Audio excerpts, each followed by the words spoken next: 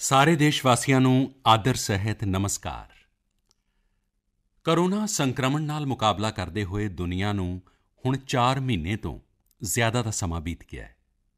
ਇਸ ਦੌਰਾਨ ਤਮਾਮ ਦੇਸ਼ਾਂ ਦੇ 42 ਲੱਖ ਤੋਂ ਜ਼ਿਆਦਾ ਲੋਕ ਕੋਰੋਨਾ ਤੋਂ ਸੰਕਰਮਿਤ ਹੋਏ ਹਨ। ਪੌਣੇ 3 ਲੱਖ ਤੋਂ ਜ਼ਿਆਦਾ ਲੋਕਾਂ ਦੀ ਦੁਖਦ ਮੌਤ ਹੋਈ ਹੈ। ਭਾਰਤ ਵਿੱਚ ਵੀ ਅਨੇਕਾਂ ਪਰਿਵਾਰਾਂ ਨੇ ਆਪਣੇ ਸੰਗੀ ਗਵਾਏ ਨੇ। ਮੈਂ ਸਾਰਿਆਂ ਪ੍ਰਤੀ ਆਪਣੀ ਸੰਵੇਦਨਾ ਪ੍ਰਗਟ ਕਰਦਾ ਹਾਂ। ਸਾਥੀਓ, ਇੱਕ ਵਾਇਰਸ ਨੇ ਦੁਨੀਆ ਨੂੰ ਤਹਿਸ-ਨਹਿਸ ਕਰ ਦਿੱਤਾ ਹੈ। ਵਿਸ਼ਵ ਭਰ ਵਿੱਚ ਕਰੋੜਾਂ ਜ਼ਿੰਦਗੀਆਂ ਮੁਸੀਬਤ ਦਾ ਸਾਹਮਣਾ ਕਰ ਰਹੀਆਂ ਨੇ। ਸਾਰੀ ਦੁਨੀਆ ਜੀਵਨ ਬਚਾਉਣ ਵਾਸਤੇ ਇੱਕ ਤਰ੍ਹਾਂ ਦੀ ਜੰਗ ਵਿੱਚ ਜੁਟੀ ਹੋਈ ਹੈ। ਅਸੀਂ ਅਜਿਹੀ ਮੁਸੀਬਤ ਨਾ ਦੇਖੀ ਹੈ, ਨਾ ਹੀ ਸੁਣੀ ਹੈ। ਨਿਸ਼ਚਿਤ ਤੌਰ 'ਤੇ ਮਨੁੱਖ ਜਾਤੀ ਲਈ ਇਹ ਸਭ ਕੁਝ ਕਲਪਨਾ ਤੋਂ ਵੀ ਪਰੇ ਹੈ। ਇਹ ਮੁਸੀਬਤ ਸੋਚ ਤੋਂ ਵੀ ਪਰੇ ਹੈ। ਪਰ ਫਿਰ ਵੀ ਥੱਕਣਾ, ਹਾਰਨਾ, ਟੁੱਟਣਾ, ਖੰਡਿਤ ਹੋਣਾ ਮਨੁੱਖ ਨੂੰ ਮਨਜ਼ੂਰ ਨਹੀਂ ਹੈ। ਸਾਵਧਾਨ ਰਹਿੰਦੇ ਹੋਏ, ਇਹੋ ਜਿਹੇ ਜੰਗ ਵਿੱਚ ਨਿਯਮਾਂ ਦੀ ਪਾਲਣਾ ਕਰਦੇ ਹੋਏ ਹੁਣ ਸਾਨੂੰ ਬਚਣਾ ਵੀ ਹੈ ਅਤੇ ਅੱਗੇ ਵਧਣਾ ਵੀ ਹੈ। ਅੱਜ ਜਦੋਂ ਦੁਨੀਆ ਸੰਕਟ ਵਿੱਚ ਹੈ ਤਾਂ ਸਾਨੂੰ ਆਪਣਾ ਸੰਕਲਪ ਹੋਰ ਮਜ਼ਬੂਤ ਕਰਨਾ ਹੋਵੇਗਾ। ਸਾਡਾ ਸੰਕਲਪ ਇਸ ਸੰਕਟ ਤੋਂ ਵੀ ਵਿਰਾਟ ਹੋਵੇ। ਸਾਥੀਓ, ਅਸੀਂ ਪਿਛਲੀ ਸ਼ਤਾਬਦੀ ਤੋਂ ਹੀ ਲਗਾਤਾਰ ਸੁਣਦੇ ਆਏ ਹਾਂ ਕਿ 21ਵੀਂ ਸਦੀ ਹਿੰਦੁਸਤਾਨ ਦੀ ਹੈ। ਸਾਨੂੰ ਕੋਰੋਨਾ ਤੋਂ ਪਹਿਲਾਂ ਹੀ ਦੁਨੀਆ ਨੂੰ ਸੰਸਾਰਿਕ ਵਿਵਸਥਾਵਾਂ ਨੂੰ ਵਿਸਥਾਰਪੂਰਵਕ ਵੇਖਣ ਅਤੇ ਸਮਝਣ ਦਾ ਮੌਕਾ ਮਿਲਿਆ ਹੈ। ਕੋਰੋਨਾ ਸੰਕਟ ਦੇ ਬਾਅਦ ਵੀ ਦੁਨੀਆ 'ਚ ਜਿਹੜੇ ਹਾਲਾਤ ਬਣ ਰਹੇ ਨੇ, ਉਨ੍ਹਾਂ ਨੂੰ ਵੀ ਅਸੀਂ ਲਗਾਤਾਰ ਵਾਚ ਰਹੇ ਹਾਂ। ਜਦੋਂ ਇਨ੍ਹਾਂ ਦੋਵਾਂ ਕਾਲ ਖੰਡਾਂ ਨੂੰ ਭਾਰਤ ਦੇ ਨਜ਼ਰੀਏ ਤੋਂ ਵੇਖਦੇ ਹਾਂ ਤਾਂ ਲੱਗਦਾ ਹੈ ਕਿ 21ਵੀਂ ਸਦੀ ਭਾਰਤ ਦੀ ਹੋਵੇ। ਇਹ ਸਾਡਾ ਸਿਰਫ ਸੁਪਨਾ ਹੀ ਨਹੀਂ, ਬਲਕਿ ਸਾਡੀ ਸਾਰਿਆਂ ਦੀ ਜ਼ਿੰਮੇਵਾਰੀ ਵੀ ਹੈ। ਪਰੰਤੂ ਇਹਦਾ ਰਸਤਾ ਕੀ ਹੈ? ਵਿਸ਼ਵ ਦੀ ਅੱਜ ਦੀ ਸਥਿਤੀ ਸਾਨੂੰ ਸਿਖਾਉਂਦੀ ਹੈ ਕਿ ਇਹਦਾ ਰਾਹ ਇੱਕ ਹੀ ਹੈ: ਆਤਮ ਨਿਰਭਰ ਭਾਰਤ। ਸਾਡੇ ਸ਼ਾਸਤਰਾਂ 'ਚ ਕਿਹਾ ਗਿਆ ਹੈ, ਏਸੋ ਪੁੰਤਾਹ, ਯਾਨੀ ਇਹੀ ਰਸਤਾ ਹੈ, ਆਤਮ ਨਿਰਭਰ ਭਾਰਤ। ਸਾਥੀਓ, ਇੱਕ ਰਾਸ਼ਟਰ ਦੇ ਰੂਪ ਵਿੱਚ ਅੱਜ ਅਸੀਂ ਇੱਕ ਬਹੁਤ ਅਹਿਮ ਮੋੜ 'ਤੇ ਖੜ੍ਹੇ ਹਾਂ। ਇੰਨੀ ਵੱਡੀ ਮੁਸੀਬਤ ਭਾਰਤ ਲਈ ਇੱਕ ਸੰਕਟ ਲੈ ਕੇ ਆਈ ਹੈ, ਇੱਕ ਸੁਨੇਹਾ ਲੈ ਕੇ ਆਈ ਹੈ, ਇੱਕ ਮੌਕਾ ਲੈ ਕੇ ਆਈ ਹੈ। ਮੈਂ ਉਦਾਹਰਣ ਨਾਲ ਆਪਣੀ ਗੱਲ ਦੱਸਣ ਦਾ ਯਤਨ ਕਰਦਾ। ਜਦੋਂ ਕੋਰੋਨਾ ਸੰਕਟ ਸ਼ੁਰੂ ਹੋਇਆ ਤਾਂ ਭਾਰਤ ਵਿੱਚ ਇੱਕ ਵੀ PPE ਕਿੱਟ ਨਹੀਂ ਬਣਦੀ ਸੀ। N95 ਮਾਸਕ ਦਾ ਭਾਰਤ ਵਿੱਚ ਨਾਮਾਤਰ ਉਤਪਾਦਨ ਹੁੰਦਾ ਸੀ। ਅੱਜ ਹਾਲਾਤ ਇਹ ਨੇ ਕਿ ਭਾਰਤ ਵਿੱਚ ਹੀ ਹਰ ਰੋਜ਼ 2 ਲੱਖ PPE ਅਤੇ 2 ਲੱਖ N95 ਮਾਸਕ ਬਣਾਏ ਜਾ ਰਹੇ ਨੇ। ਇਹ ਅਸੀਂ ਇਸ ਲਈ ਕਰ ਸਕੇ ਕਿ ਭਾਰਤ ਨੇ ਮੁਸੀਬਤ ਨੂੰ ਮੌਕੇ 'ਚ ਬਦਲਣ ਦੀ ਭਾਰਤ ਦੀ ਇਹ ਮਨਸ਼ਾ, ਆਤਮ ਨਿਰਭਰ ਭਾਰਤ ਬਣਾਉਣਾ ਹੈ, ਸਾਡੇ ਸੰਕਲਪ ਲਈ ਓਨੀ ਹੀ ਪ੍ਰਭਾਵੀ ਸਾਬਿਤ ਹੋਣ ਵਾਲੀ ਹੈ। ਸਾਥੀਓ, ਅੱਜ ਸੰਸਾਰ ਵਿੱਚ ਆਤਮ ਨਿਰਭਰ ਸ਼ਬਦ ਦੇ ਮਾਇਨੇ ਪੂਰੀ ਤਰ੍ਹਾਂ ਨਾਲ ਬਦਲ ਗਏ ਨੇ। ਗਲੋਬਲ ਵਰਲਡ ਵਿੱਚ ਆਤਮ ਨਿਰਭਰ ਦੀ ਡੈਫੀਨੇਸ਼ਨ ਬਦਲ ਰਹੀ ਹੈ। ਅਰਥ ਕੇਂਦਰਿਤ ਸੰਸਾਰੀਕਰਨ ਬਨਾਮ ਮਨੁੱਖ ਕੇਂਦਰਿਤ ਸੰਸਾਰੀਕਰਨ ਦੀ ਚਰਚਾ ਅੱਜ ਜ਼ੋਰਾਂ 'ਤੇ ਹੈ। ਸੰਸਾਰ ਦੇ ਸਾਹਮਣੇ ਭਾਰਤ ਦਾ ਮੂਲਭੂਤ ਚਿੰਤਨ ਉਮੀਦ ਦੀ ਕਿਰਨ ਵਾਂਗ ਨਜ਼ਰ ਆਉਂਦਾ ਹੈ। ਭਾਰਤ ਦੀ ਸੰਸਕ੍ਰਿਤੀ, ਭਾਰਤ ਦੇ ਸੰਸਕਾਰ ਉਸ ਆਤਮ ਨਿਰਭਰਤਾ ਦੀ ਗੱਲ ਕਰਦੇ ਨੇ ਜਿਹਦੀ ਆਤਮਾ ਵਸੁਧੈਵ ਕੁਟੰਬਕਮ ਹੈ, ਵਿਸ਼ਵ ਇੱਕ ਪਰਿਵਾਰ। ਭਾਰਤ ਜਦੋਂ ਆਤਮ ਨਿਰਭਰਤਾ ਦੀ ਗੱਲ ਕਰਦਾ ਹੈ ਤਾਂ ਆਤਮ ਕੇਂਦਰਿਤ ਵਿਵਸਥਾ ਦੀ ਵਕਾਲਤ ਨਹੀਂ ਕਰਦਾ। ਭਾਰਤ ਦੀ ਆਤਮ ਨਿਰਭਰਤਾ ਵਿੱਚ ਸੰਸਾਰ ਦੇ ਸੁੱਖ, ਸਹਿਯੋਗ ਅਤੇ ਸ਼ਾਂਤੀ ਦਾ ਚਿੰਨ੍ਹ ਹੁੰਦਾ ਹੈ। ਜਿਹੜੀ ਸੰਸਕ੍ਰਿਤੀ ਜੈ ਜਗਤ ਵਿੱਚ ਵਿਸ਼ਵਾਸ ਰੱਖਦੀ ਹੋਵੇ, ਜਿਹੜੀ ਜੀਵ ਮਾਤਰ ਦਾ ਕਲਿਆਣ ਚਾਹੁੰਦੀ ਹੋਵੇ, ਜੋ ਪੂਰੇ ਸੰਸਾਰ ਨੂੰ ਪਰਿਵਾਰ ਮੰਨਦੀ ਹੋਵੇ, ਜਿਹੜੀ ਆਪਣੀ ਆਸਥਾ ਵਿੱਚ ਮਾਤ ਭੂਮੀ ਹੀ ਪੁਤੋ ਅਹਮ ਪ੍ਰਿਥਵੀਆ ਵਰਗੀ ਸੋਚ ਰੱਖਦੀ ਹੋਵੇ, ਜਿਹੜੀ ਧਰਤੀ ਨੂੰ ਮਾਂ ਮੰਨਦੀ ਹੋਵੇ, ਉਹ ਸੰਸਕ੍ਰਿਤੀ, ਉਹ ਭਾਰਤ ਭੂਮੀ ਜਦੋਂ ਆਤਮ ਨਿਰਭਰ ਬਣਦੀ ਹੈ ਤਾਂ ਉਸ ਤੋਂ ਇੱਕ ਸੁਖੀ, ਸਮ੍ਰਿੱਧ ਵਿਸ਼ਵ ਦੀ ਸੰਭਾਵਨਾ ਵੀ ਸੰਪੂਰਨ ਹੁੰਦੀ ਹੈ। ਭਾਰਤ ਦੀ ਤਰੱਕੀ 'ਚ ਤਾਂ ਹਮੇਸ਼ਾ ਸੰਸਾਰ ਦੀ ਤਰੱਕੀ ਸਮਾਈ ਰਹੀ ਹੈ। ਭਾਰਤ ਦੇ ਟੀਚਿਆਂ ਦਾ ਪ੍ਰਭਾਵ, ਭਾਰਤ ਦੇ ਕੰਮਾਂ ਦਾ ਪ੍ਰਭਾਵ ਵਿਸ਼ਵ ਕਲਿਆਣ 'ਤੇ ਪੈਂਦਾ ਹੀ ਹੈ। ਜਦੋਂ ਭਾਰਤ ਖੁੱਲ੍ਹੇ ਸ਼ੌਚ ਤੋਂ ਮੁਕਤ ਹੁੰਦਾ ਹੈ ਤਾਂ ਦੁਨੀਆ ਦੀ ਤਸਵੀਰ ਵੀ ਬਦਲਦੀ ਹੈ। ਟੀਬੀ ਹੋਵੇ, ਕੁਪੋਸ਼ਣ ਹੋਵੇ, ਪੋਲੀਓ ਹੋਵੇ, ਭਾਰਤ ਦੇ ਅਭਿਆਨਾਂ ਦਾ ਅਸਰ ਦੁਨੀਆ 'ਤੇ ਪੈਂਦਾ ਹੀ ਹੈ। International solar alliance, global warming ਦੇ ਖਿਲਾਫ ਭਾਰਤ ਦੀ ਦੁਨੀਆ ਨੂੰ ਸੌਗਾਤ ਹੈ। ਇੰਟਰਨੈਸ਼ਨਲ ਯੋਗਾ ਦਿਵਸ ਦੀ ਪਹਿਲ ਮਾਨਵ ਜੀਵਨ ਨੂੰ ਤਣਾਅ ਤੋਂ ਮੁਕਤੀ ਦਿਵਾਉਣ ਲਈ ਭਾਰਤ ਦਾ ਤੋਹਫ਼ਾ ਹੈ। ਜ਼ਿੰਦਗੀ ਅਤੇ ਮੌਤ ਦੀ ਲੜਾਈ ਲੜ ਰਹੀ ਦੁਨੀਆ ਵਿੱਚ ਅੱਜ ਭਾਰਤ ਦੀਆਂ ਦਵਾਈਆਂ ਇੱਕ ਨਵੀਂ ਆਸ ਲੈ ਕੇ ਪਹੁੰਚੀਆਂ ਨੇ। ਇਨ੍ਹਾਂ ਕਦਮਾਂ ਕਰਕੇ ਦੁਨੀਆ ਭਰ ਵਿੱਚ ਭਾਰਤ ਦੀ ਬਹੁਤ ਤਾਰੀਫ ਹੋ ਰਹੀ ਹੈ ਤਾਂ ਸੁਭਾਵਿਕ ਹੈ ਕਿ ਹਰ ਭਾਰਤੀ ਫ਼ਖਰ ਕਰਦਾ ਹੈ। ਦੁਨੀਆ ਨੂੰ ਵਿਸ਼ਵਾਸ ਹੋਣ ਲੱਗਾ ਹੈ ਕਿ ਭਾਰਤ ਬਹੁਤ ਵਧੀਆ ਕਰ ਸਕਦਾ ਹੈ, ਮਾਨਵ ਜਾਤੀ ਦੀ ਭਲਾਈ ਲਈ ਬਹੁਤ ਕੁਝ ਚੰਗਾ ਦੇ ਸਕਦਾ ਹੈ। ਸਵਾਲ ਇਹ ਹੈ ਕਿ ਆਖਿਰ ਕਿਸ ਤਰ੍ਹਾਂ? ਇਸ ਸਵਾਲ ਦਾ ਵੀ ਉੱਤਰ ਹੈ 130 ਕਰੋੜ ਦੇਸ਼ ਵਾਸੀਆਂ ਦਾ ਆਤਮ ਨਿਰਭਰ ਭਾਰਤ ਦਾ ਸੰਕਲਪ। ਸਾਥੀਓ, ਸਾਡਾ ਸਦੀਆਂ ਦਾ ਗੌਰਵਪੂਰਨ ਇਤਿਹਾਸ ਰਿਹਾ ਹੈ। ਭਾਰਤ ਜਦੋਂ ਅਮੀਰ ਸੀ, ਸੋਨੇ ਦੀ ਚਿੜੀ ਕਿਹਾ ਜਾਂਦਾ ਸੀ, ਸੰਪੰਨ ਸੀ, ਉਦੋਂ ਹਮੇਸ਼ਾ ਵਿਸ਼ਵ ਦੇ ਕਲਿਆਣ ਦੀ ਰਾਹ 'ਤੇ ਹੀ ਚੱਲਿਆ ਸੀ। ਵਕਤ ਬਦਲਿਆ, ਦੇਸ਼ ਗੁਲਾਮੀ ਦੀਆਂ ਜ਼ੰਜੀਰਾਂ 'ਚ ਜਕੜਿਆ ਗਿਆ। ਅਸੀਂ ਵਿਕਾਸ ਲਈ ਤਰਸਦੇ ਰਹੇ। ਅੱਜ ਫਿਰ ਭਾਰਤ ਵਿਕਾਸ ਵੱਲ ਸਫਲਤਾਪੂਰਵਕ ਕਦਮ ਵਧਾ ਰਿਹਾ ਹੈ। ਫਿਰ ਵੀ ਵਿਸ਼ਵ ਕਲਿਆਣ ਦੇ ਰਾਹ 'ਤੇ ਅਟਲ ਹੈ। ਯਾਦ ਕਰੋ, ਇਸ ਸ਼ਤਾਬਦੀ ਦੀ ਸ਼ੁਰੂਆਤ ਦੇ ਸਮੇਂ Y2K ਸੰਕਟ ਆਇਆ ਸੀ। ਭਾਰਤ ਦੇ ਟੈਕਨੋਲੋਜੀ ਐਕਸਪਰਟਸ ਨੇ ਦੁਨੀਆ ਨੂੰ ਉਸ ਸੰਕਟ 'ਚੋਂ ਕੱਢਿਆ ਸੀ। ਅੱਜ ਸਾਡੇ ਕੋਲ ਸਾਧਨ ਨੇ, ਸਾਡੇ ਕੋਲ ਸਮਰੱਥਾ ਹੈ, ਸਾਡੇ ਕੋਲ ਦੁਨੀਆ ਦਾ ਸਭ ਤੋਂ ਬਿਹਤਰੀਨ ਟੈਲੈਂਟ ਹੈ। ਅਸੀਂ ਬੈਸਟ ਪ੍ਰੋਡਕਟਸ ਬਣਾਵਾਂਗੇ, ਆਪਣੀ ਕੁਆਲਿਟੀ ਹੋਰ ਬਿਹਤਰ ਕਰਾਂਗੇ, ਸਪਲਾਈ ਚੇਨ ਨੂੰ ਹੋਰ ਆਧੁਨਿਕ ਬਣਾਵਾਂਗੇ। ਇਹ ਅਸੀਂ ਕਰ ਸਕਦੇ ਹਾਂ ਅਤੇ ਅਸੀਂ ਜ਼ਰੂਰ ਕਰਾਂਗੇ। ਸਾਥੀਓ, ਮੈਂ ਆਪਣੀਆਂ ਅੱਖਾਂ ਸਾਹਮਣੇ ਕੱਛ ਭੂਕੰਪ ਦੇ ਉਹ ਦਿਨ ਵੇਖੇ ਨੇ। ਹਰ ਪਾਸੇ ਸਿਰਫ ਮਲਬਾ ਹੀ ਮਲਬਾ, ਸਭ ਕੁਝ ਤਬਾਹ ਹੋ ਗਿਆ ਸੀ। ਇਸ ਤਰ੍ਹਾਂ ਲੱਗਦਾ ਸੀ ਕਿ ਮੰਨੋ ਕੱਛ ਮੌਤ ਦੀ ਚਾਦਰ ਲੈ ਕੇ ਸੌਂ ਗਿਆ ਹੋਵੇ। ਉਸ ਹਾਲਾਤ ਵਿੱਚ ਕੋਈ ਸੋਚ ਵੀ ਨਹੀਂ ਸਕਦਾ ਸੀ ਕਿ ਕਦੇ ਹਾਲਾਤ ਬਦਲ ਸਕਣਗੇ। ਪਰ ਵੇਖਦੇ ਹੀ ਵੇਖਦੇ ਕੱਛ ਉੱਠ ਖਲੋਇਆ, ਕੱਛ ਚੱਲ ਪਿਆ, ਕੱਛ ਵੱਧ ਚੱਲਿਆ। ਇਹ ਸਾਡੀ ਭਾਰਤੀਆਂ ਦੀ ਸੰਕਲਪ ਸ਼ਕਤੀ ਹੈ। ਅਸੀਂ ਠਾਣ ਲਈਏ ਤਾਂ ਕੋਈ ਟੀਚਾ ਨਾਮੁਮਕਿਨ ਨਹੀਂ, ਕੋਈ ਰਾਹ ਮੁਸ਼ਕਿਲ ਨਹੀਂ। ਅਤੇ ਅੱਜ ਤਾਂ ਚਾਹ ਵੀ ਹੈ ਅਤੇ ਰਾਹ ਵੀ ਹੈ। ਇਹ ਹੈ ਭਾਰਤ ਨੂੰ ਆਤਮ ਨਿਰਭਰ ਬਣਾਉਣਾ। ਭਾਰਤ ਦੀ ਸੰਕਲਪ ਸ਼ਕਤੀ ਐਸੀ ਹੈ ਕਿ ਭਾਰਤ ਆਤਮ ਨਿਰਭਰ ਬਣ ਸਕਦਾ ਹੈ। ਸਾਥੀਓ, ਆਤਮ ਨਿਰਭਰ ਭਾਰਤ ਦੀ ਇਹ ਸ਼ਾਨਦਾਰ ਇਮਾਰਤ 5 ਪਿਲਰਸ 'ਤੇ ਖੜ੍ਹੀ ਹੋਏਗੀ। ਪਹਿਲਾ ਪਿਲਰ ਇਕੋਨਮੀ, ਇੱਕ ਐਸੀ ਇਕੋਨਮੀ ਜੋ ਇਨਕਰੀਮੈਂਟਲ ਚੇਂਜ ਨਹੀਂ ਸਗੋਂ ਕੁਆਂਟਮ ਜੰਪ ਲਏਗੀ।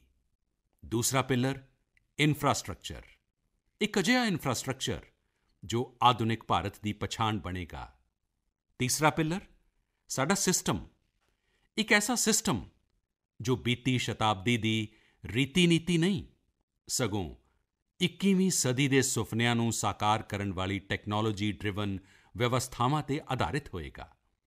ਚੌਥਾ ਪਿਲਰ ਸਾਡੀ ਡੈਮੋਗ੍ਰਾਫੀ, ਦੁਨੀਆ ਦੀ ਸਭ ਤੋਂ ਵੱਡੀ ਡੈਮੋਕ੍ਰੇਸੀ 'ਚ ਸਾਡੀ ਵਾਈਬ੍ਰੈਂਟ ਡੈਮੋਗ੍ਰਾਫੀ ਸਾਡੀ ਤਾਕਤ ਹੈ। ਆਤਮ ਨਿਰਭਰ ਭਾਰਤ ਲਈ ਸਾਡੀ ਊਰਜਾ ਦਾ ਸਰੋਤ ਹੈ। ਪੰਜਵਾਂ ਪਿਲਰ ਡਿਮਾਂਡ। ਸਾਡੀ ਅਰਥ ਵਿਵਸਥਾ 'ਚ ਡਿਮਾਂਡ ਤੇ ਸਪਲਾਈ ਚੇਨ ਦਾ ਜੋ ਚੱਕਰ ਹੈ, ਜੋ ਤਾਕਤ ਹੈ, ਉਸ ਨੂੰ ਪੂਰੀ ਸਮਰੱਥਾ ਨਾਲ ਇਸਤੇਮਾਲ ਕੀਤੇ ਜਾਣ ਦੀ ਜ਼ਰੂਰਤ ਹੈ। ਦੇਸ਼ ਵਿੱਚ ਡਿਮਾਂਡ ਵਧਾਉਣ ਲਈ, ਡਿਮਾਂਡ ਨੂੰ ਪੂਰਾ ਕਰਨ ਲਈ ਸਾਡੀ ਸਪਲਾਈ ਚੇਨ ਦੇ ਹਰ ਸਟੈਪ ਹੋਲਡਰ ਦਾ ਸਸ਼ਕਤ ਹੋਣਾ ਜ਼ਰੂਰੀ ਹੈ। ਸਾਡੀ ਸਪਲਾਈ ਚੇਨ, ਸਾਡੀ ਸਪਲਾਈ ਦੀ ਉਸ ਵਿਵਸਥਾ ਨੂੰ ਅਸੀਂ ਮਜ਼ਬੂਤ ਕਰਾਂਗੇ ਜਿਸ ਵਿੱਚ ਮੇਰੇ ਦੇਸ਼ ਦੀ ਮਿੱਟੀ ਦੀ ਮਹਿਕ ਹੋਵੇ, ਸਾਡੇ ਮਜ਼ਦੂਰਾਂ ਦੇ ਪਸੀਨੇ ਦੀ ਖੁਸ਼ਬੂ ਹੋਵੇ। ਸਾਥੀਓ, ਕੋਰੋਨਾ ਸੰਕਟ ਦਾ ਸਾਹਮਣਾ ਕਰਦੇ ਹੋਏ ਨਵੇਂ ਸੰਕਲਪ ਦੇ ਨਾਲ ਮੈਂ ਅੱਜ ਇੱਕ ਵਿਸ਼ੇਸ਼ ਆਰਥਿਕ ਪੈਕੇਜ ਦਾ ਐਲਾਨ ਕਰ ਰਿਹਾ ਹਾਂ। ਇਹ ਆਰਥਿਕ ਪੈਕੇਜ ਆਤਮ ਨਿਰਭਰ ਭਾਰਤ ਅਭਿਆਨ ਦੀ ਅਹਿਮ ਕੜੀ ਦੇ ਤੌਰ ਤੇ ਕੰਮ ਕਰੇਗਾ। ਸਾਥੀਓ, ਅੱਜ ਹੁਣੇ ਸਰਕਾਰ ਨੇ ਕੋਰੋਨਾ ਸੰਕਟ ਨਾਲ ਜੁੜੀਆਂ ਜੋ ਆਰਥਿਕ ਘੋਸ਼ਣਾਵਾਂ ਕੀਤੀਆਂ ਸੀ, ਜੋ ਰਿਜ਼ਰਵ ਬੈਂਕ ਦੇ ਫੈਸਲੇ ਸੀ ਅਤੇ ਅੱਜ ਜਿਸ ਆਰਥਿਕ ਪੈਕੇਜ ਦਾ ਐਲਾਨ ਹੋ ਰਿਹਾ ਹੈ, ਉਸ ਨੂੰ ਜੋੜ ਦਈਏ ਤਾਂ ਇਹ ਕਰੀਬ-ਕਰੀਬ 20 ਲੱਖ ਕਰੋੜ ਰੁਪਏ ਦਾ ਹੈ। ਇਹ ਪੈਕੇਜ ਭਾਰਤ ਦੀ GDP ਦਾ ਕਰੀਬ-ਕਰੀਬ 10% ਹੈ। ਇਸ ਸਭ ਦੇ ਜ਼ਰੀਏ ਦੇਸ਼ ਦੇ ਵੱਖ-ਵੱਖ ਵਰਗਾਂ ਨੂੰ ਆਰਥਿਕ ਵਿਵਸਥਾ ਦੀਆਂ ਕੜੀਆਂ ਨੂੰ 20 ਲੱਖ ਕਰੋੜ ਰੁਪਏ ਦਾ ਸੰਬਲ ਮਿਲੇਗਾ, ਸਪੋਰਟ ਮਿਲੇਗਾ। 20 ਲੱਖ ਕਰੋੜ ਰੁਪਏ ਦਾ ਇਹ ਪੈਕੇਜ 2020 'ਚ ਦੇਸ਼ ਦੀ ਵਿਕਾਸ ਯਾਤਰਾ ਨੂੰ 20 lakhs 2020 'ਚ ਆਤਮ ਨਿਰਭਰ ਭਾਰਤ ਅਭਿਆਨ ਨੂੰ ਇੱਕ ਨਵੀਂ ਗਤੀ ਪ੍ਰਦਾਨ ਕਰੇਗਾ। ਆਤਮ ਨਿਰਭਰ ਭਾਰਤ ਦੇ ਸੰਕਲਪ ਨੂੰ ਸਿੱਧ ਕਰਨ ਲਈ ਇਸ ਪੈਕੇਜ ਵਿੱਚ ਲੈਂਡ, ਲੇਬਰ, ਲਿਕੁਇਡਿਟੀ ਤੇ ਲਾਜ਼ ਸਾਰਿਆਂ ਉੱਤੇ ਜ਼ੋਰ ਦਿੱਤਾ ਗਿਆ ਹੈ। ਇਹ ਆਰਥਿਕ ਪੈਕੇਜ ਸਾਡੇ ਕੁਟੀਰ ਉਦਯੋਗ, ਘਰੇਲੂ ਉਦਯੋਗ, ਸਾਡੀ ਲਘੂ ਛੋਟੇ ਉਦਯੋਗ, ਸਾਡੇ MSME ਲਈ ਨੇ, ਜੋ ਕਰੋੜਾਂ ਲੋਕਾਂ ਦੀ ਰੋਜ਼ੀ ਰੋਟੀ ਦਾ ਸਾਧਨ ਨੇ, ਜੋ ਆਤਮ ਨਿਰਭਰ ਭਾਰਤ ਦੇ ਸਾਡੇ ਸੰਕਲਪ ਦਾ ਮਜ਼ਬੂਤ ਆਧਾਰ ਨੇ। ਇਹ ਆਰਥਿਕ ਪੈਕੇਜ ਦੇਸ਼ ਦੇ ਉਸ ਮਜ਼ਦੂਰ ਲਈ ਹੈ, ਦੇਸ਼ ਦੇ ਉਸ ਕਿਸਾਨ ਲਈ ਹੈ, ਜੋ ਹਰ ਸਥਿਤੀ, ਹਰ ਮੌਸਮ ਵਿੱਚ ਦੇਸ਼ ਵਾਸੀਆਂ ਲਈ ਦਿਨ-ਰਾਤ ਮਿਹਨਤ ਕਰ ਰਿਹਾ ਹੈ। ਇਹ ਆਰਥਿਕ ਪੈਕੇਜ ਸਾਡੇ ਦੇਸ਼ ਦੇ ਮੱਧਮ ਵਰਗ ਲਈ ਹੈ, ਜੋ ਇਮਾਨਦਾਰੀ ਨਾਲ ਟੈਕਸ ਦਿੰਦਾ ਹੈ, ਦੇਸ਼ ਦੇ ਵਿਕਾਸ ਵਿੱਚ ਆਪਣਾ ਯੋਗਦਾਨ ਦਿੰਦਾ ਹੈ। ਇਹ ਆਰਥਿਕ ਪੈਕੇਜ ਭਾਰਤੀ ਉਦਯੋਗ ਜਗਤ ਵਾਸਤੇ ਹੈ, ਜੋ ਭਾਰਤ ਦੀ ਆਰਥਿਕ ਸਮਰਿੱਧੀ ਨੂੰ ਬੁਲੰਦੀ ਦੇਣ ਲਈ ਵਚਨਬੱਧ ਹੈ।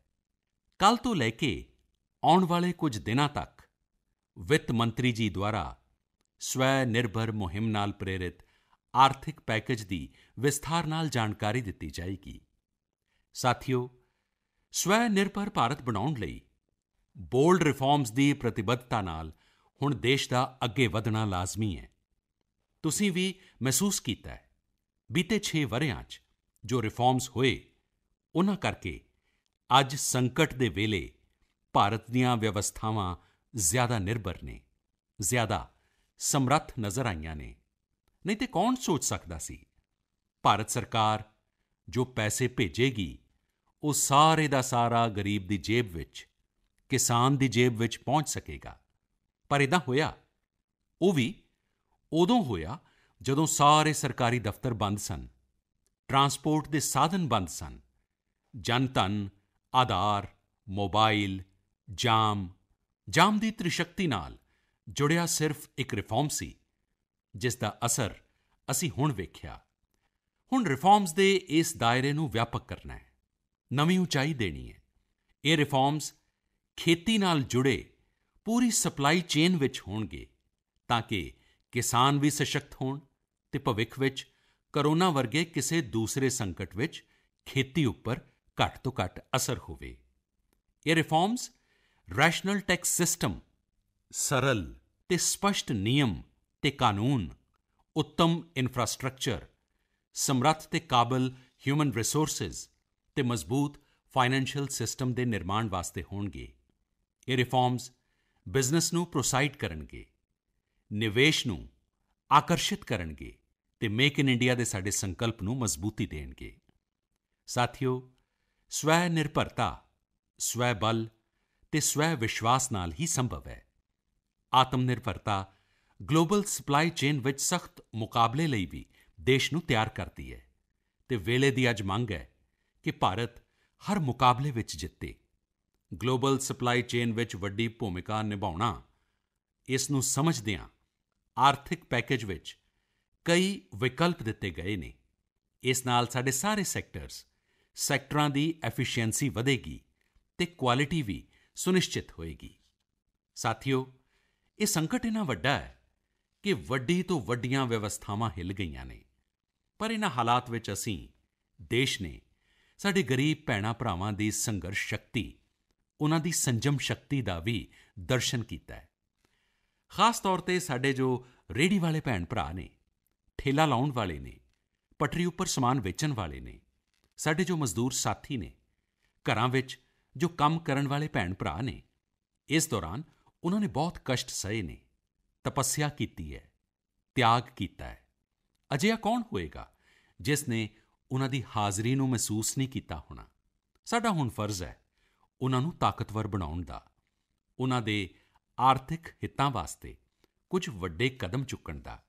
ਇਸ ਨੂੰ ਧਿਆਨ ਵਿੱਚ ਰੱਖਦਿਆਂ ਗਰੀਬ ਹੋਵੇ, ਮਜ਼ਦੂਰ ਹੋਵੇ, ਪ੍ਰਵਾਸੀ ਮਜ਼ਦੂਰ ਹੋਵੇ, ਪਸ਼ੂ ਪਾਲਕ ਹੋਵੇ, ਸਾਡੇ ਮਛੇਰੇ ਸਾਥੀ ਹੋਣ, ਸੰਗਠਿਤ ਖੇਤਰ ਤੋਂ ਹੋਣ ਜਾਂ ਅਸੰਗਠਿਤ ਖੇਤਰ ਤੋਂ, ਹਰ ਤਬਕੇ ਵਾਸਤੇ ਆਰਥਿਕ ਪੈਕੇਜ ਵਿੱਚ ਕੁਝ ਮਹੱਤਵਪੂਰਨ ਫੈਸਲਿਆਂ ਦਾ ਐਲਾਨ ਕੀਤਾ ਜਾਏਗਾ।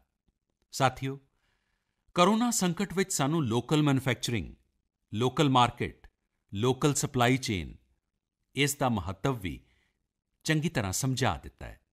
ਸੰਕਟ ਦੇ ਇਸ ਵੇਲੇ ਵਿੱਚ ਲੋਕਲ ਨੇ ਹੀ ਸਾਡੀ ਡਿਮਾਂਡ ਪੂਰੀ ਕੀਤੀ ਹੈ, ਸਾਨੂੰ ਇਸ ਲੋਕਲ ਨੇ ਹੀ ਬਚਾਇਆ ਹੈ। ਲੋਕਲ ਸਿਰਫ ਜ਼ਰੂਰਤ ਨਹੀਂ, ਸਗੋਂ ਸਾਡੀ ਸਾਰਿਆਂ ਦੀ ਜ਼ਿੰਮੇਵਾਰੀ ਹੈ। ਸਮੇਂ ਨੇ ਸਾਨੂੰ ਸਿਖਾਇਆ ਹੈ ਕਿ ਲੋਕਲ ਨੂੰ ਸਾਨੂੰ ਆਪਣਾ ਜੀਵਨ ਮੰਤਰ ਬਣਾਉਣਾ ਹੀ ਪੈਣਾ ਹੈ। ਤੁਹਾਨੂੰ ਅੱਜ ਜੋ ਗਲੋਬਲ ਬ੍ਰਾਂਡਸ ਲੱਗਦੇ ਨੇ, ਉਹ ਵੀ ਕਦੇ ਬਿਲਕੁਲ ਇਸੇ ਤਰ੍ਹਾਂ ਲੋਕਲ ਹੀ ਸਨ, ਪਰ ਜਦੋਂ ਉੱਥੋਂ ਦੇ ਲੋਕਾਂ ਨੇ ਉਨ੍ਹਾਂ ਦੀ ਵਰਤੋਂ ਸ਼ੁਰੂ ਕੀਤੀ, ਉਨ੍ਹਾਂ ਦਾ ਪ੍ਰਚਾਰ ਸ਼ੁਰੂ ਕੀਤਾ, ਉਨ੍ਹਾਂ ਦੀ ਬ੍ਰੈਂਡਿੰਗ ਕੀਤੀ, ਉਨ੍ਹਾਂ ਉੱਪਰ ਮਾਣ ਕੀਤਾ, ਤਾਂ ਉਹ ਪ੍ਰੋਡਕਟਸ ਲੋਕਲ ਤੋਂ ਗਲੋਬਲ ਬਣ ਗਏ। ਉਹ ਪ੍ਰੋਡਕਟਸ ਲੋਕਲ ਤੋਂ ਗਲੋਬਲ ਬਣ ਗਏ। ਇਸ ਲਈ ਅੱਜ ਤੋਂ ਹਰ ਭਾਰਤ ਵਾਸੀ ਨੂੰ ਆਪਣੇ ਲੋਕਲ ਲਈ ਵੋਕਲ ਬਣਨਾ ਹੈ, ਲੋਕਲ ਲਈ ਵੋਕਲ ਬਣਨਾ ਹੈ। ਨਾ ਸਗੋਂ ਲੋਕਲ ਪ੍ਰੋਡਕਟਸ ਖਰੀਦਣੇ ਨੇ, ਸਗੋਂ ਉਨ੍ਹਾਂ ਦਾ ਪ੍ਰਚਾਰ ਵੀ ਕਰਨਾ ਹੈ। ਮੈਨੂੰ ਪੂਰਾ ਯਕੀਨ ਹੈ ਕਿ ਸਾਡਾ ਦੇਸ਼ ਅਜਿਹਾ ਕਰ ਸਕਦਾ ਹੈ। ਤੁਹਾਡੇ ਯਤਨਾਂ ਨੇ ਤਾਂ ਹਰ ਵਾਰ ਤੁਹਾਡੇ ਪ੍ਰਤੀ ਮੇਰੀ ਸ਼ਰਧਾ ਨੂੰ ਹੋਰ ਵਧਾਇਆ ਹੈ। ਮੈਂ ਮਾਣ ਨਾਲ ਇੱਕ ਗੱਲ ਮਹਿਸੂਸ ਕਰਦਾ। ਯਾਦ ਹੈ ਜਦੋਂ ਮੈਂ ਤੁਹਾਨੂੰ ਦੇਸ਼ ਨੂੰ ਖਾਦੀ ਖਰੀਦਣ ਲਈ ਕਿਹਾ, ਬੇਨਤੀ ਕੀਤੀ ਸੀ, ਇਹ ਵੀ ਕਿਹਾ ਸੀ ਕਿ ਦੇਸ਼ ਦੇ ਹੈਂਡਲੂਮ ਵਰਕਰਜ਼ ਨੂੰ ਸਪੋਰਟ ਕਰੋ। ਤੁਸੀਂ ਵੇਖਿਆ ਹੋਣਾ ਹੈ, ਬਹੁਤ ਹੀ ਘੱਟ ਸਮੇਂ ਵਿੱਚ ਖਾਦੀ ਅਤੇ ਹੈਂਡਲੂਮ ਦੋਵਾਂ ਦੀ ਹੀ ਡਿਮਾਂਡ ਅਤੇ ਵਿਕਰੀ ਰਿਕਾਰਡ ਪੱਧਰ 'ਤੇ ਪਹੁੰਚ ਗਈ। ਇੰਨਾ ਹੀ ਨਹੀਂ, ਉਸ ਨੂੰ ਤੁਸੀਂ ਵੱਡਾ ਬ੍ਰਾਂਡ ਹੀ ਬਣਾ ਦਿੱਤਾ। ਬਹੁਤ ਛੋਟੀ ਜਿਹੀ ਕੋਸ਼ਿਸ਼ ਸੀ, ਪਰ ਨਤੀਜਾ ਮਿਲਿਆ, ਬਹੁਤ ਵਧੀਆ ਨਤੀਜਾ ਮਿਲਿਆ। ਸਾਥੀਓ, ਸਾਰੇ ਐਕਸਪਰਟਸ ਦੱਸਦੇ ਨੇ, ਸਾਇੰਟਿਸਟਸ ਦੱਸਦੇ ਨੇ ਕਿ ਕੋਰੋਨਾ ਲੰਮੇ ਸਮੇਂ ਤੱਕ ਸਾਡੇ ਜੀਵਨ ਦਾ ਹਿੱਸਾ ਬਣਿਆ ਰਹੇਗਾ, ਪਰ ਨਾਲ ਹੀ ਅਸੀਂ ਅਜਿਹਾ ਵੀ ਨਹੀਂ ਹੋਣ ਦੇਣਾ ਕਿ ਸਾਡੀ ਜ਼ਿੰਦਗੀ ਸਿਰਫ ਅਤੇ ਸਿਰਫ ਕੋਰੋਨਾ ਦੇ ਦੁਆਲੇ ਹੀ ਸੁੰਗੜ ਸਿਮਟ ਕੇ ਰਹਿ ਜਾਏ। ਅਸੀਂ ਮਾਸਕ ਪਾਵਾਂਗੇ, 2 ਗਜ ਦੀ ਦੂਰੀ ਦੀ ਪਾਲਣਾ ਕਰਾਂਗੇ, ਪਰ ਆਪਣੇ ਟੀਚਿਆਂ ਨੂੰ ਦੂਰ ਨਹੀਂ ਹੋਣ ਦਿਆਂਗੇ। ਇਸ ਲਈ ਲਾਕਡਾਊਨ ਦਾ ਚੌਥਾ ਪੜਾਅ, ਲਾਕਡਾਊਨ 4, ਪੂਰੀ ਤਰ੍ਹਾਂ ਨਵੇਂ ਰੰਗ ਰੂਪ ਵਾਲਾ ਹੋਏਗਾ, ਨਵੇਂ ਨਿਯਮਾਂ ਵਾਲਾ ਹੋਏਗਾ। ਰਾਜਾਂ ਤੋਂ ਜੋ ਸੁਝਾਅ ਸਾਨੂੰ ਮਿਲ ਰਹੇ ਨੇ, ਉਨ੍ਹਾਂ ਦੇ ਆਧਾਰ 'ਤੇ ਲਾਕਡਾਊਨ 4 ਨਾਲ ਜੁੜੀ ਜਾਣਕਾਰੀ ਵੀ ਤੁਹਾਨੂੰ 18 ਮਈ ਤੋਂ ਪਹਿਲਾਂ ਦਿੱਤੀ ਜਾਏਗੀ। ਮੈਨੂੰ ਪੂਰਾ ਭਰੋਸਾ ਹੈ ਕਿ ਨਿਯਮਾਂ ਦੀ ਪਾਲਣਾ ਕਰਦਿਆਂ ਹੋਇਆਂ ਅਸੀਂ ਕੋਰੋਨਾ ਨਾਲ ਲੜਾਂਗੇ ਵੀ ਅਤੇ ਅੱਗੇ ਵੀ ਵਧਾਂਗੇ। ਸਾਥੀਓ, ਸਾਡੇ ਇੱਥੇ ਕਿਹਾ ਗਿਆ ਹੈ ਕਿ ਜੋ ਸਾਡੇ ਵੱਸ ਵਿੱਚ ਹੈ, ਜੋ ਸਾਡੇ ਕੰਟਰੋਲ ਵਿੱਚ ਹੈ, ਉਹੀ ਸੁੱਖ ਹੈ। ਆਤਮ ਨਿਰਭਰਤਾ ਸਾਨੂੰ ਸੁੱਖ ਅਤੇ ਸੰਤੋਖ ਦੇਣ ਦੇ ਨਾਲ-ਨਾਲ ਸਸ਼ਕਤ ਵੀ ਬਣਾਉਂਦੀ ਹੈ। 21ਵੀਂ ਸਦੀ ਭਾਰਤ ਦੀ ਸਦੀ ਬਣਾਉਣ ਦਾ ਸਾਡਾ ਜ਼ਿੰਮਾ ਆਤਮ ਨਿਰਭਰ ਭਾਰਤ ਦੇ ਸੰਕਲਪ ਨਾਲ ਹੀ ਪੂਰਾ ਹੋਏਗਾ। ਇਸ ਜ਼ਿੰਮੇਵਾਰੀ ਨੂੰ 130 ਕਰੋੜ ਦੇਸ਼ ਵਾਸੀਆਂ ਦੀ ਪ੍ਰਾਣ ਸ਼ਕਤੀ ਤੋਂ ਹੀ ਊਰਜਾ ਮਿਲੇਗੀ। ਆਤਮ ਨਿਰਭਰ ਭਾਰਤ ਦਾ ਇਹ ਰੂਪ ਸਾਡੇ ਭਾਰਤ ਵਾਸੀਆਂ ਲਈ ਨਵਾਂ ਪ੍ਰਣ ਵੀ ਹੋਏਗਾ, ਨਵਾਂ ਪਰਵ ਵੀ ਹੋਏਗਾ। ਹੁਣ ਇੱਕ ਨਵੀਂ ਪ੍ਰਾਣ ਸ਼ਕਤੀ, ਨਵੀਂ ਸੰਕਲਪ ਸ਼ਕਤੀ, ਉਸ ਨੂੰ ਲੈ ਕੇ ਸਾਨੂੰ ਅੱਗੇ ਵਧਣਾ ਹੈ।